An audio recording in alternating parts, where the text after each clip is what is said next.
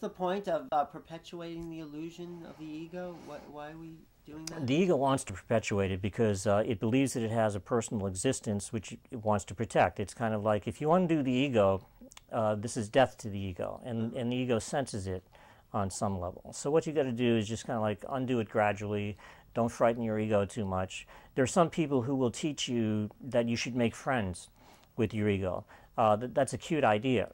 The only problem is the ego is not interested in being your friend. In fact, the ego wants to kill you. But when you say you should make friends with your ego, if there's only really the illusion of that, the ego, and then there's the Holy Spirit, who is the you that's going to try to make friends? Isn't it another aspect of the ego that's trying to make friends with its own ego? Well, look at it this way. Yes. The mind has really one observer. That's the you. You know, when A Course in Miracles is saying, oh, you believe this, or you believe that, or it's really talking to the one ego that thinks that it's here, that made the universe of time and space. When I first started reading A Course in Miracles, I thought Jesus was, when he said you, I thought he meant me, Gary, the body. Right, You know, that's not the level that A Course in Miracles is given on. It's given on an entirely higher level than that. And the you that thinks that you made it all, that's the observer, the one that's observing this whole thing. Now, you could also think of the mind as having two more parts. There would be the right part of the mind where the Holy Spirit would be, and there would be the wrong part of the mind where the ego would be, simply because we live in a world of duality and opposites, you know, subject and object, Newtonian physics seems real, that kind of thing.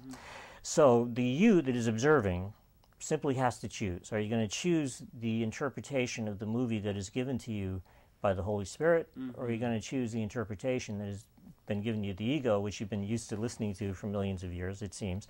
And in that choice, you will actually eventually determine not only your experience of what you are, but ultimately what you believe yourself to be. You can actually transform your experience from that of being a separate body to that of being the kind of spirit that is actually all of it, that is actually no different than God, and you can actually have experiences where you feel this oneness with God and get in touch with it. And when that happens, then you never turn back. You know, because that's the great experience that the mystics of history have reported, of being one with their source, of returning to reality. This reality which is constant and changeless and eternal, the way that Plato described it. The Tao is supposed to be absolute stillness, because it's already perfect. Well, is this your experience now? Are you having this experience? I mean, because I've had experiences of that oneness with God, of being with it, and it blows away anything that this world has to offer. I'm not going to pretend, like some people, that I am in that state all of the time. No, I'm not. But I am. Like to be, and you. Oh, I will be. In fact, all of us will be. But the question is, you know, what do you want to focus on? Do you want to focus on the undoing of the ego, which will definitely lead to that? In fact, which has to lead to that.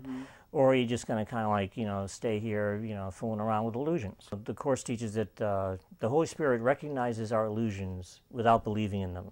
You know, so that's how the Holy Spirit is able to communicate with us. But I think the Holy Spirit would say, no, the only reality. In fact, my teacher said, in the end, everything except for God is metaphor. So it's kind of like the ultimate reality is God, and there is nothing else, not really. There aren't like 7 levels of heaven. There's really just one perfect oneness, you know, with God. That's why the Tao was absolute stillness. You know, that's why Plato said that reality was changeless and eternal, because it doesn't have to evolve. It's already perfect.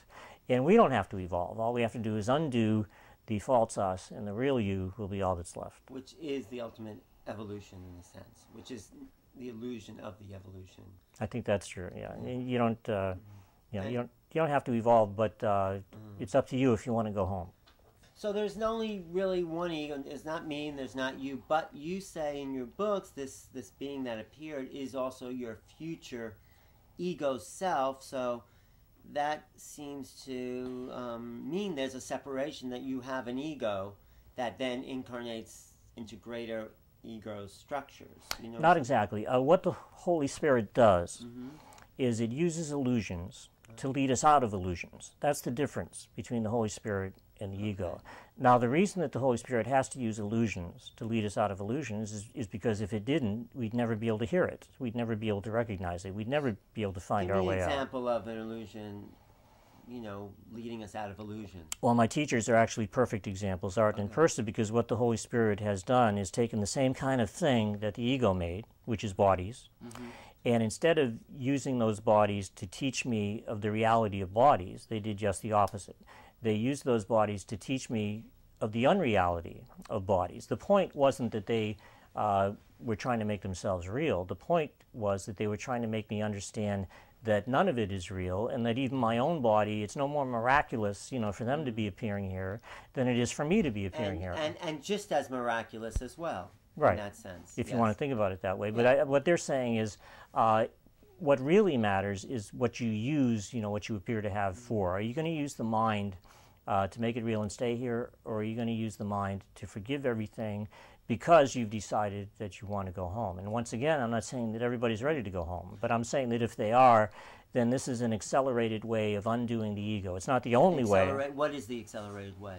Well, as the Course in Miracles says, the miracle, which is this kind of forgiveness, where you're coming from a position of cause instead of effect, says the miracle can substitute for learning that may have taken thousands of years. Because what it does is it gets to the one real problem, which is the idea that we've separated ourselves from our source, the idea that we've separated ourselves from God, and it gets to the one real solution, and the one real solution is simply to go home. And how do we go home? by undoing the ego. And how do we do that? Through forgiveness.